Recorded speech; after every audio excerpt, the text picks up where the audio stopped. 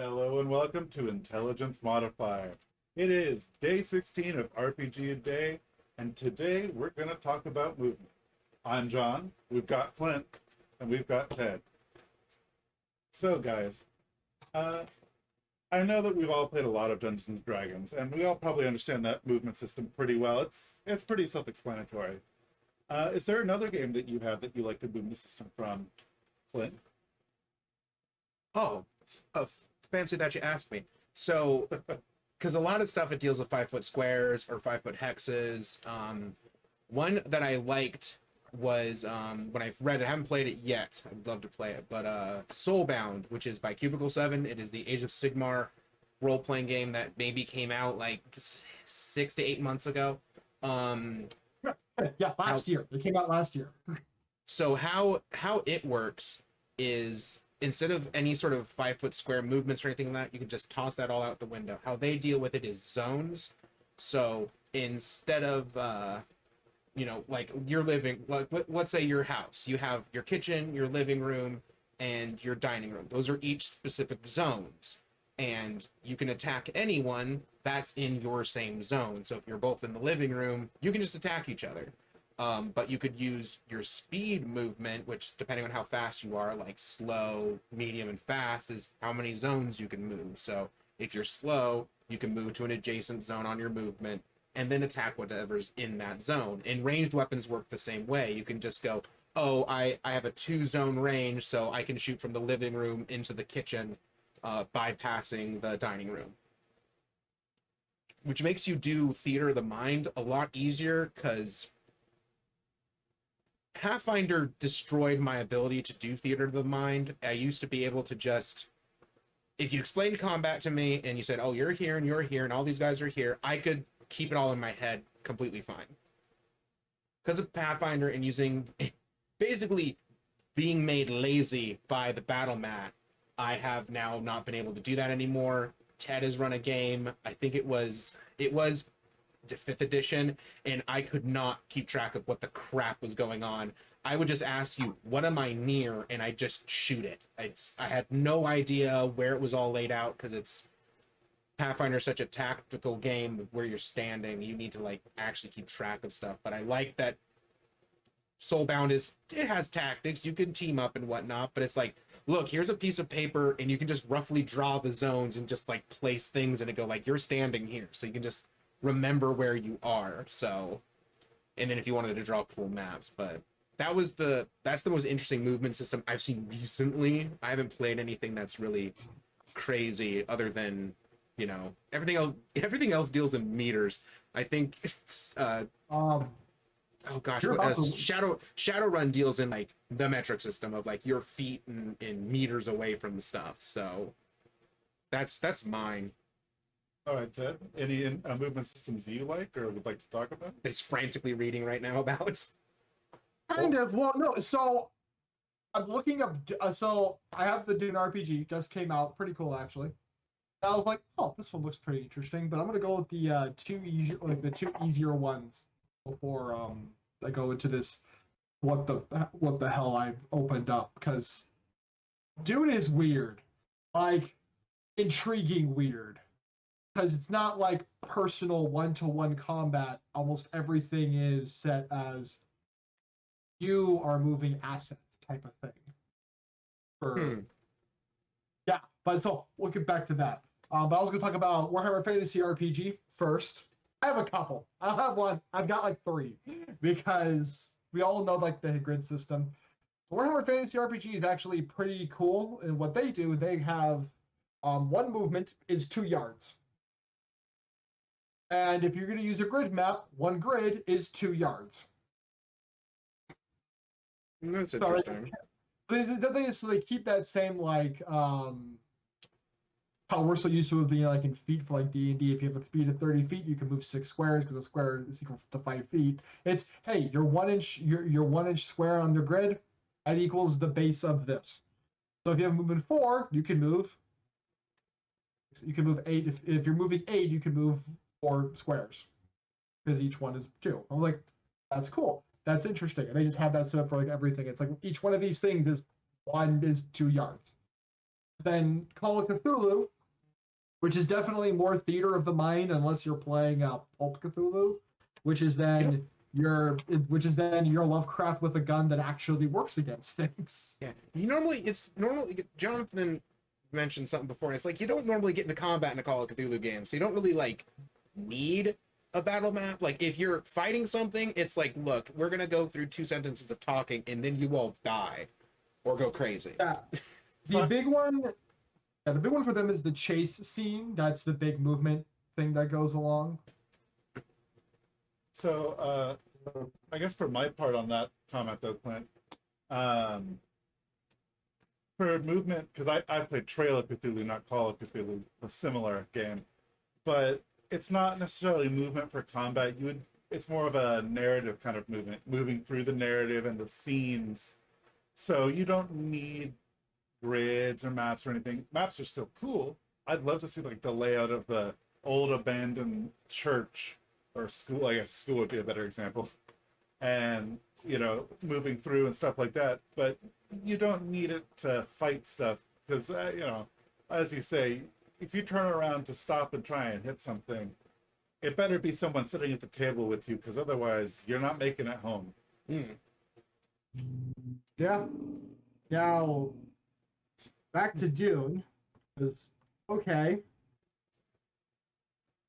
Yeah, Dune's weird. I actually really enjoy just how awkwardly weird this game is for everything, because the different kinds of combat, I think the only one that actually sets up anything for like personal movement is that's easy. Is dueling. But it's one-on-one. And then you have your zone, you have your personal zone, and 2 defense zones right in front of you. That's it. And you've got your movement is set as they don't actually talk about like any form of like moving like distances. It's your moving zones if you're going to be doing anything like that. And a duel doesn't have zones. The zone is you and the person. That's it. You can't just run away. You have to you're fighting the person. Then you have skirmishes, which is several people, and that one is the same thing. Here we go. The characters get to move around, and it's by zones still. So whichever how the zones are set up for everything, which is at the very beginning. They don't use a map for any of this. It's pretty much. I get the feeling just by the nature of what like the Dune is. I feel like that's way more of like a narrative story, and stopping everything dead in its tracks to like sit down and like set up a battle map would just like make everything just grind to a halt and just totally pull anybody out. I'm not surprised that they basically go like whatever for this. Like you shouldn't even if you're using this section of the book, you're doing it wrong. Like Wrath and Glory does zones as well, but they have it as short, medium, long. And on a map that's represented by like a certain number of meters out, which is the inches, and then going like there we go, that works for some weapons. One of the cool things is Dune is one of the first RPGs I've seen that has a full-on warfare section for things that you could be doing, where the party like running actual wars. Yeah, because you could have a house war. So your house is fighting another house because every player conceivably comes from the same house. So that everyone just takes part of different sections of house warfare, and then each turn is what are you working on? What are you doing? What are you doing? And I was like, this is cool. And it uses the same like they pretty much go, here's our combat breakdown for things. And then here's how it breaks down per specific thing in each specific combat that can happen. So I was like, okay, that's a lot more different than most games I've seen, and that makes Exalted also does, because I'm actually reading the 3rd edition book right now. They do like major warfare and stuff, so you can like sit down and actually like run an entire army. And they're the same thing. It's just general, like, you're in the area. You can probably move within anyone to anyone in any sort of combat to fight things. so they don't really deal with like range. It's more like a general sense of distances and whatnot of like, look, this thing will reach 100 feet, which is going to be around anyone in the combat area. So I had one more quick question to finish us off. What are your guys' thoughts on hex movements versus like a square grid? Because I don't see as many hexes, at least anymore, and I have no idea why. To be honest, I've never played a game that uses hexes. I don't really have an opinion. I think it would be really neat because really it's still just 5 feet. It just gives you more directions to move in. So I don't see why you just couldn't like just flip my battle map over and use the hex side. But I've never actually played a game using the hexes because almost everything is by the squares. Just it's like the gold standard. So I have played several games with hexes. GURPS uses a hex grid system. Genesis uses a hex grid system, and Buffalo uses a hex grid system. So does Doctor Who, and I think Dune might also be hex grid for like if you're doing like a big like battle map for like. I think the war thing. Starfinder uses hex grid when you're in the spaceships. Starfinder uses most anything that has to do with space uses a hex grid system. And they only use hex. They only use the hex grid in space combat. That I just remembered that, and I've never played it either. So, yeah. And So even though I own like 5 of the books. So a hex system, I like hex better than gridded battle maps because a hex system allows for much more easier use with terrain. You're not having that little bit just out there for like a 5-foot square if you have like a rolling hillside type thing. It's hey, you can just have the hillside match the hexes, and there you go. And then you know, hey, you can't go into these squares at all. Versus people being like, I'm doing this, and I'm going to just skirt the edge of this square because it's still mostly uncovered and things like that. It's just difficult terrain then. How much of it is uncovered? Is it squeezing? Is it not? Yeah, that's come up in multiple sessions of games.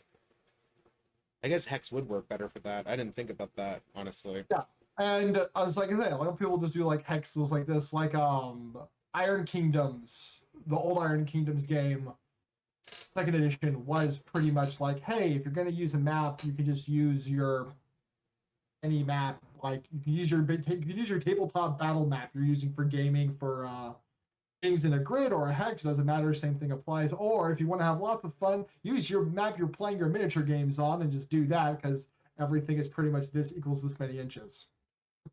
Yeah, or they tell you literally to get out a tape measure and just do that because and that's how I ran my game with Jonathan. We just got the tape measure out and we just measured everything, and it was I actually kind of liked that. It's really freeing and enjoyable in some ways. Yeah, you feel like you can move a lot more. It's not as restrictive when you can just go. You can move 6 inches, and you just. And it's like, does my model fit here? Okay, sure. Then you could probably make it through. Can you squeeze between stuff? I didn't think about that. That the move, then which actually made the movement, I think, more dynamic in the old Iron Kingdom system when they made it themselves. When Privateer Press published their own game. Oh, they're still publishing their own game. They're just doing. Sorry, what I meant to say was when they're publishing their own rule system, they weren't using 5th edition. Yeah. Like when they had their own system. That's what I mean. But I think on that, we're going to have to call it here. This has been Intelligence Modifier. Don't forget to subscribe, like, ring the bell, and come catch us tomorrow on the 17th.